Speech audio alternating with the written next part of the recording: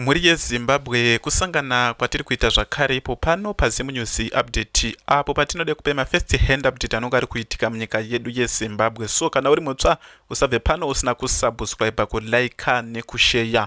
So muzuva ranhasi takakubatira nhau rwadza Temba Mliswa. Temba Mliswa ari kunzi aonekwa ari kuprivate farm, Pricabe Farm yaPresident Emmerson Mnangagwa.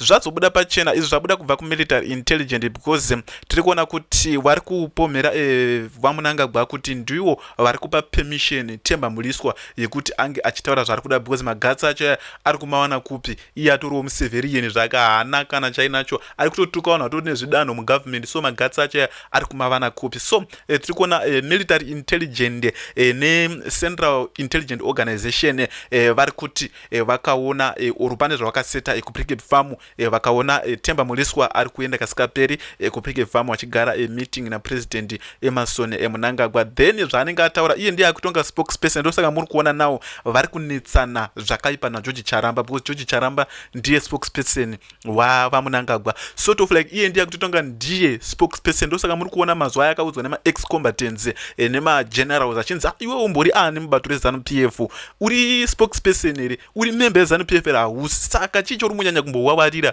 so havanga vasi kuziva kuti no munhu uyu ari kushandiswa naPresident Emmerson Mnangagwa, ndo mouthpiece yaPresident Emmerson Mnangagwa because iwo havakwanisi kuti vange vachitaura vachinongedza vanhu vachiita se, but vanenge vari kushandisa mamouthpiece avo vakaita sana Temba Mliswa nana Christopher Mutsvangwa. Tisikazivi Christopher Mutsvangwa haazi kwakarerekera because vanhu vaya vanoda mapolitical survivors aya vanototi kwezvinenge zvarerekera wotoenda ikoko, zvinenge zvarerekera wotoenda ikoko, chinova chiri chiratidzo chinoratidza kuti zvinhu hazvina kumira zvakanaka. So tine macomrade vari panapa vari kuda kupatsanura nhauwa yacho munyatsi kuinzwisisa kuti yakamira sei, chii chiri kunyatsa kumboitika mukati mebato reZanu PF uye paCabe 3 chii chiri kuitika because tiri kuona kuti tasava nemazuva mashomanana 18 May renge riri kupasiswa. So tingeda kuziva kuti chasara iku kuti President Emmerson Mnangagwa vange vachibva kana kubviswa zvechisimba zvezve zvinoti zvebhiro nekubviswa zvakanaka, chete amadictator, nyika dzine madictator ese agara achibviswa nechisimba. ngatinzwe vachitaura add on to what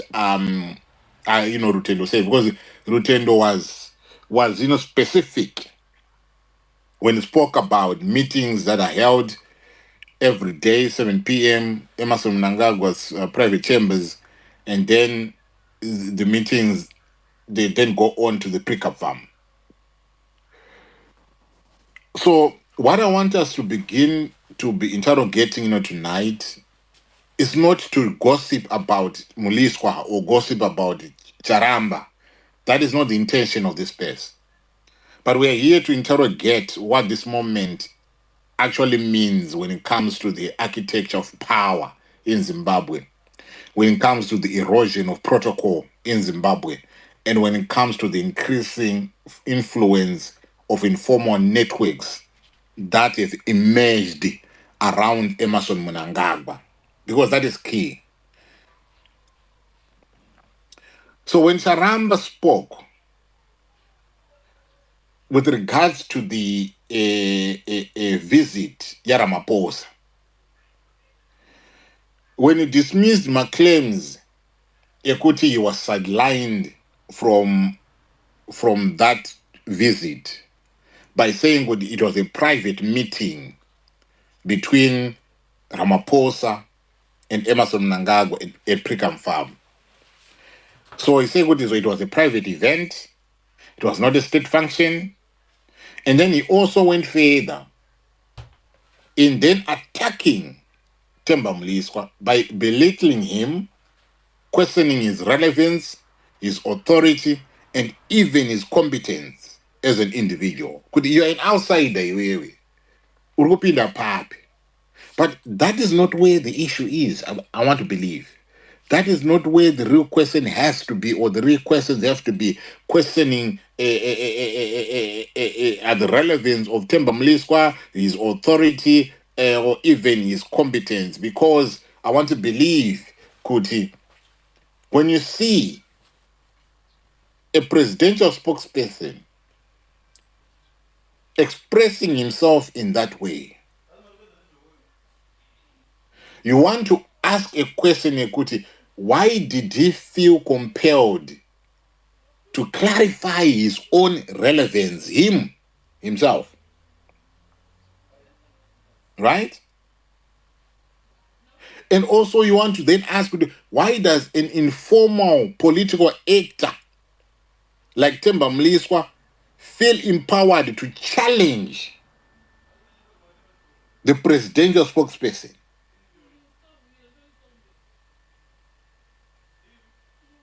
And considering the private farm meeting between the two heads of state, why is it has generated this level of political turbulence in Zimbabwe? Because I want to believe, Kuti, the issue wasn't about access to the farm, but the issue here, where you're seeing these two tussling, is on the issue of power, access to power. So you've got a collision here between a formal authority and an informal influence. And this is a dynamic that has defined Zimbabwean politics for decades. We know that. But with Emmerson Mnangagwa, it is becoming more visible, more volatile, and more consequential. And that is problematic.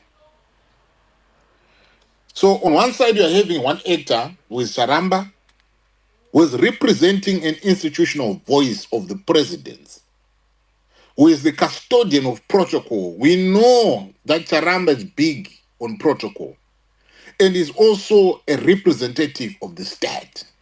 Those are his characteristics. And then on one side, you're looking at a free agent, a free political agent, a marauding hound dog in the form of Temba Mliswa, who is a loud, obnoxious individual and a visible operator for that matter. Someone that does not occupy any position, but when you are looking at him and the way that he presents himself, he is undeniably close, or is in close proximity to the networks that are orbiting around Emmerson Mnangagwa. I think if you want to talk about, the capture of the president or the thieves surrounding the president, the definition that underpinned the 2017 occurrence, I think it is better suited now when it comes to Emmerson Mnangagwa. Because at least, back then, you had, the G40, the Lacoste, those were the warring factions that were there. But these people, all these people, they occupy positions of authority. But this time around, you are having marauding dogs orbiting around the president. So the clash of these two, ladies and gentlemen, is not by accident.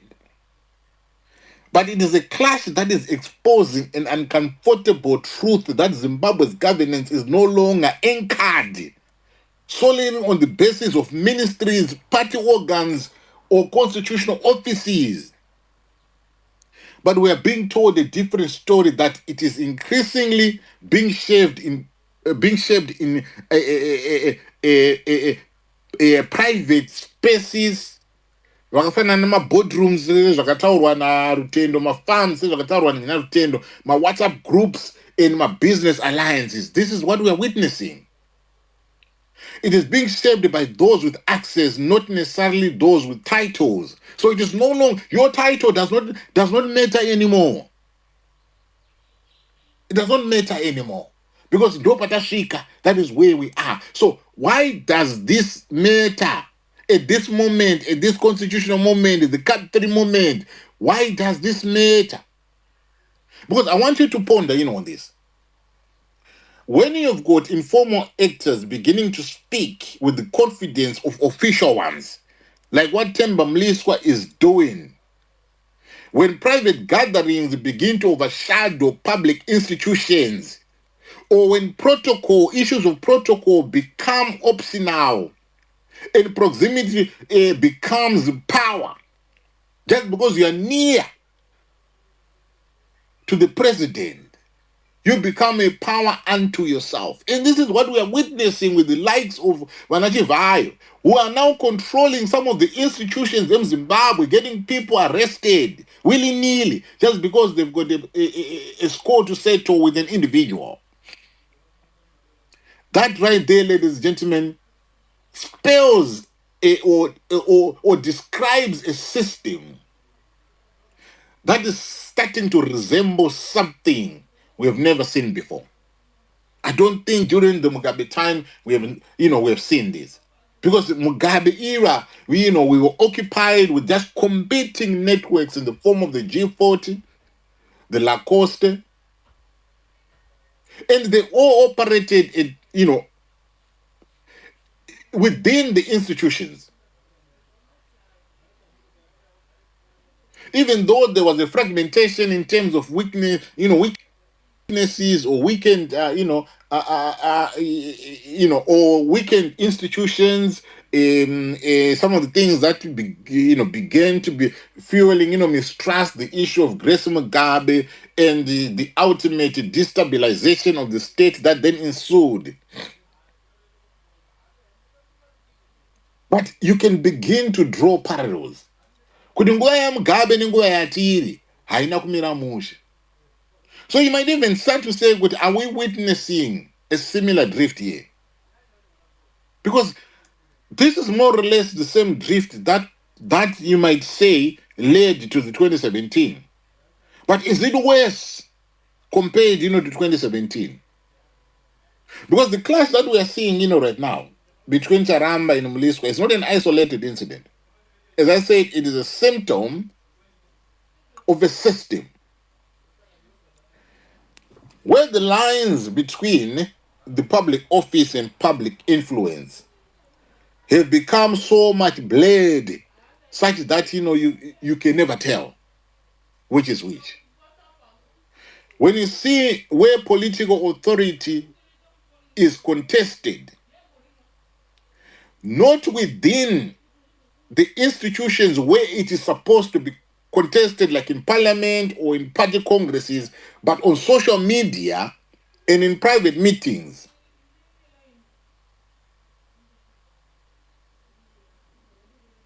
Ladies and gentlemen, the question on who speaks for the president is no longer a simple answer. We can never play with that question. We can never answer, that question. It is now complex. So this is where now we need to come in as citizens to notice these things, to understand what is going on, because we need clarity. Kuti utongi uripo urikutongani, and utongi uripo urikondrwa nani. Because kutonga nyika kuno deserve transparency. Hatingatongwe nezveusiku. Hatingatongwe nezvidzangaradzimu. My night crawlers, my night walkers. We should refuse that. We should refuse that. So as I said, Gutizo, this is not about Temba Mliswa versus Charamba. Because if you want to cast a critical eye on what Charamba wrote, you might say, Charamba is Charamba, is just being dismissal. But what does that signify? The dismissal of Edwin and Charamba, ladies and gentlemen, is a political, it's a political signal.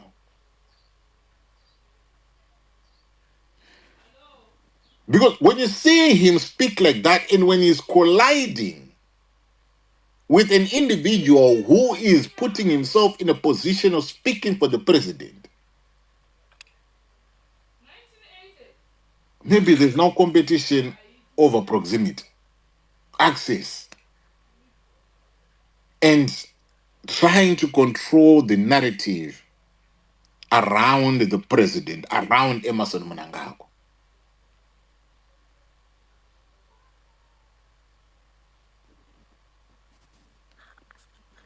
And when Charamba starts to defend himself by saying, Kuti, the visit, yeah, Ramaphosa, it was a private visit. So even though he was not there, it does not matter because it wasn't a government, visit.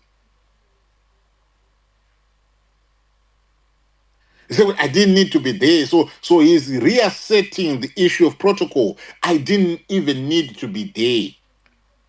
So I don't listen to this individual. He's just delegitimizing Temba Mliswa. It doesn't exist in any scheme of things. In his scheme of things, it doesn't exist. But then again, everything speaks to protocol, informal actors, and the state that is not in full control of what we are seeing, of the optics. Everything that we are seeing, I don't think the state of the government is in full control.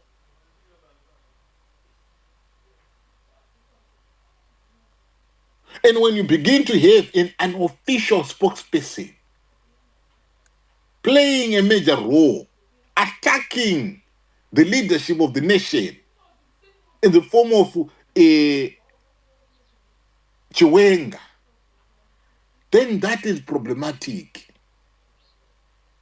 Because if you listen to him, if you ever listen to that guy speak, like me, the guy, he comments authoritatively on presidential matters as if, he has got a position, as if he's got a formal position. I know the framer here as if, he's he frames himself as the defender. What Emerson Mnangagwa, as if there are no institutions that defends Emerson Mnangagwa in Zimbabwe.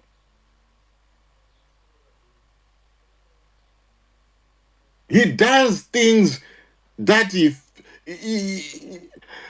uncontrollable.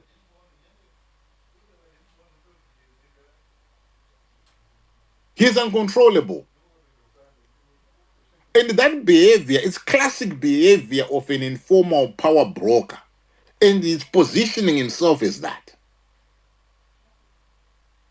He has become a de facto spokesperson of the Pricabe Farm sezvakataurwa namukoma Chirenje Muzukuru. Vakati mukaona Temba Mliswa musangomuona, but muone as a de facto spokesperson of the Pricabe Farm. That phrase, ladies and gentlemen, is very powerful because not only is it naming an individual, but it is naming a problem. A problem which speaks to the existence of a shadow structure operating alongside and sometimes above formal institutions, like what we are seeing, today in Zimbabwe.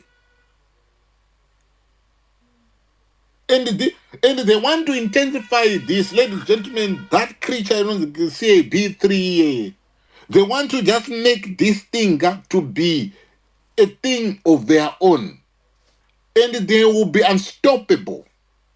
I read somewhere, who knows what is going to be happening in 2030 if these guys, get it, their way. Because there's nothing in that document or there's nothing in terms of the amendments that is speaking about what happens after 2030. Are we not creating a situation whereby we are creating a permanent incumbents in terms of Emerson Mnangagwa who will go on and stay there until kingdom come? Until we begin to be wheeling him in a wheelchair.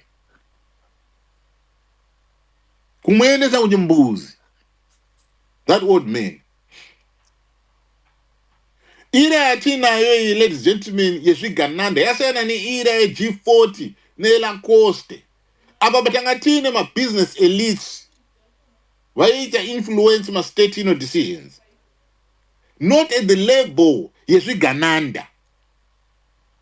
Because the mistake problem ya itika, if you want to make a comparative analysis, problem ya itika, nguva ya Mugabe we had my business elites were influence my state decisions. But because it's Neshwi Gananda masquerading as business elites who have got privileged access, and that right there is problematic. Imini Murgunzo, this was a private meeting between Emerson Mnangagwa and Ramaphosa. But in that private meeting, you've got Zigananda in attendance, having the privileged access. The people that matter, the people that are supposed to be there, some of the dignitaries and the officials that are supposed to be there are defending themselves to say, no, I was not supposed to be there because it was a private meeting. But you are having Zigananda attending those meetings. And then you get Temba Mliswa coming out and shaping a narrative.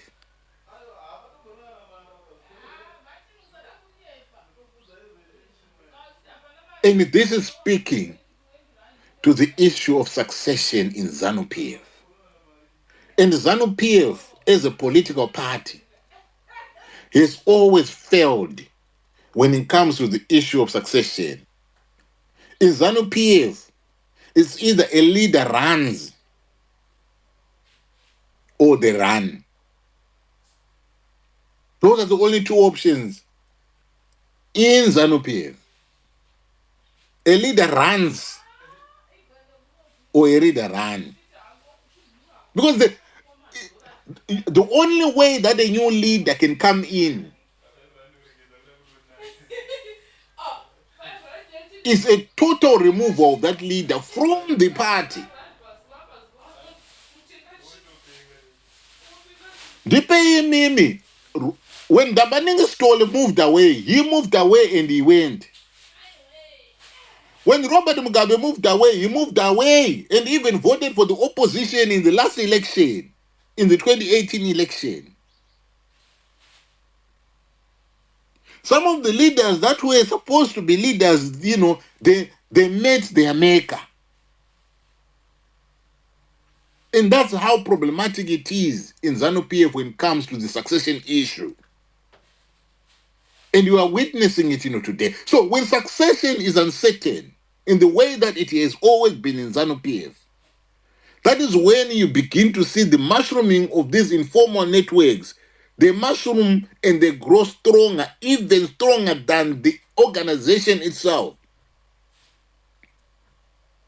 Until a time when they want to just normalize things and act as if everything is okay, and they start to tell you that the center of power is ZANU-PF. They start to tell you that there's nothing was bigger than ZANU-PF. They start to be, telling you that colorful language for you to believe that ZANU-PF is this formidable structure, that is out. And yet, when it comes to the times like the times that we're facing, today, that formidability will not even stand the test of time.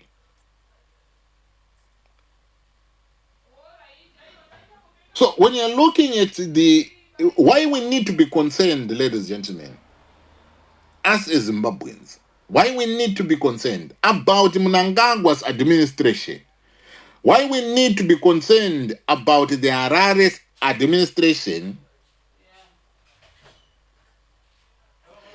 When you see a weakening of former protocol, when you see a presidential spokesperson coming out into the public clarifying his relevance, rest assured there's a breakdown in communication hierarchy. That infrastructure, communication hierarchy, there's a breakdown. And the president is now under the control of personal networks. And that is true. That is evident. You are seeing that in Zimbabwe.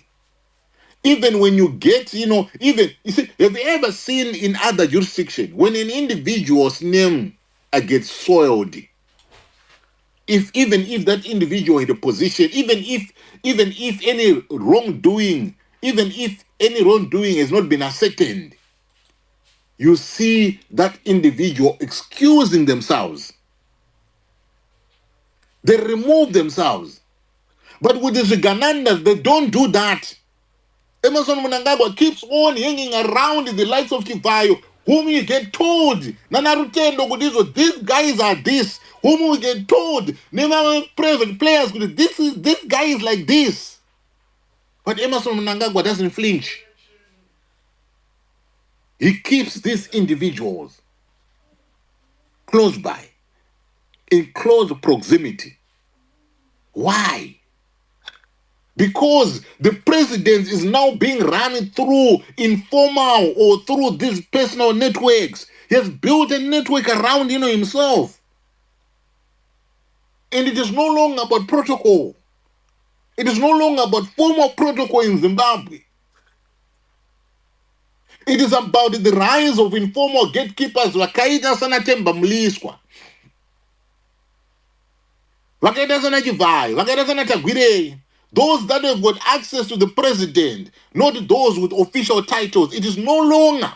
The ones that have got access are now wielding influence compared to those with official titles. What does that do? It creates confusion, it creates rivalries, it creates competing narrative. This is why you are seeing Temba Mliswa is running, amok, running wild on one side, and Charamba is going in the other direction, and then they can never converge because they are at odds. So when a system approaches a leadership transition like the way we are today, you will see that there is an increase in activity associated with the informal actors who try to position themselves. This is why the stakes in Zimbabwe are so high. This is why the temperature in Zimbabwe is so high. This is why any movement by anyone can be scrutinized so much zokuti kana guru amuri geze ningi kusvika palevel iroro. And then some now they try now to reposition themselves. Vanacharamba where they are busy. Oh, I represent the state. Oh, you represent nothing. Oh, your proximity is not legitimate. But the very need to say this publicly, ladies and gentlemen, shows that informal actors are encroaching on formal spaces. Those we dig up. When you see them, doing that, that is exactly what is going on, and that is exactly the power struggles that are happening in Zimbabwe. That is how they are panning out. So we've got a system with two centers of gravity. And the saga, the Temba Mliswa Charamba saga, is revealing, it's revealing the existence of a dual structure in Zimbabwe. Rutendo has said it. He even told you the times when these people meet. And it's coming out there in the public. So instead of having the cabinet, the state house, the official spokespersons, or the party organs, now we are having, these business elites, presidential allies without titles. Mama titles, you've got private farm networks, you've got social media influencers close to the power. And then when these two overlap, the formal and the informal power, the issue of conflict becomes inevitable. It's unstoppable. So this moment that we are finding ourselves in, which is being fueled as well by the CAP 3, is a dangerous moment for governance. Because with the parallel structures, there's going to be policy inconsistency, there's going to be protocol confusion, there's going to be factional mistrust, and there's going to be a creation of weak institutional accountability. And historically, us as Zimbabwe, just like elsewhere, these things, they precede succession battles, elite fragmentation, and governance instability like what we're experiencing. Atikutongwa Zimbabwe, ladies and gentlemen. Who here can come in and tell me good is Zimbabwe, Emerson Mnangagwa is in control? So this is why when you get people who are analysts, like Vanarute, and when they come and sound, the alarms, it will be so loud, Zokuti, the only way To want to silence that is to spread lies about the individuals. You begin to be told narratives. But you begin to be told with social media, but on the ground, we are in control, but nobody's in control apart from these Ganandas. And those who are masquerading as defenders of the universe. But it is a good defender. Look at the people, look at who they are defending or what they are defending.